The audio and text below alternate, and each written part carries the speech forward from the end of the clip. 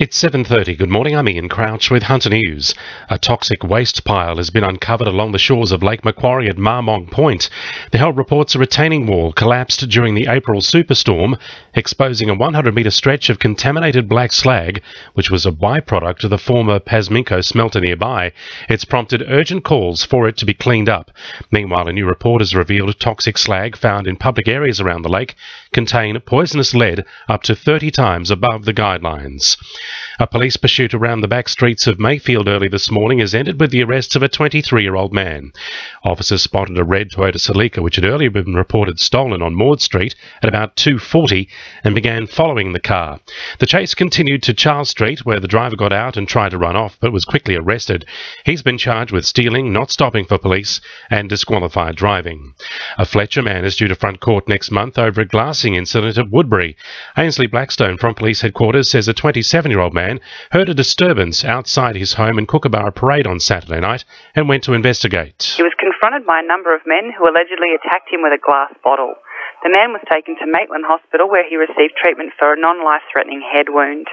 Officers from Central Hunter Local Area Command arrested a 21-year-old Fletcher man at the scene, and he was taken to Maitland Police Station where he was charged with reckless wounding and a fray. An investigation is underway into the cause of a house fire near Dungog. The single-storey home in Moylands Road was destroyed in the blaze, which broke out around 6 last night. No one was injured in the fire. The Baird government will spend a record $1.4 billion to rebuild hospitals across the state in tomorrow's budget, but the Hunter's nurses aren't convinced it will solve staffing issues. It follows reports of a backlog at the John Hunter Hospital last week, where ambulance paramedics were forced to wait for hours in corridors with patients on stretchers. Nurses and Midwives Association Assistant Secretary Judith Cager says hospital conditions shouldn't force paramedics to go beyond their duty because of a patient backlog. You look at the footage on the TV and you see ambulances just standing there and ambulance personnel having to do a job that they shouldn't have to do, which is stand by a patient until they get triaged.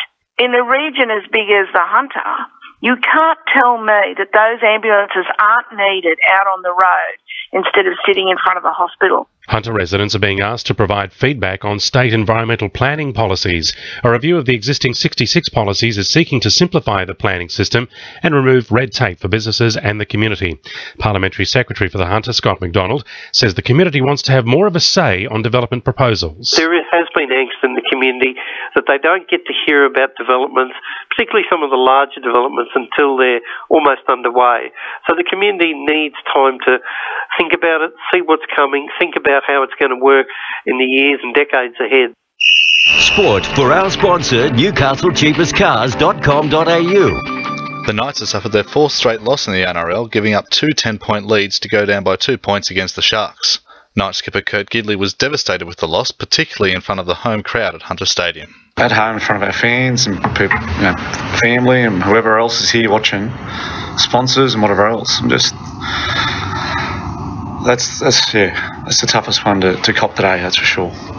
Toughest half to cop, that's for sure. The Knights are now 15th on the ladder with just 5 wins.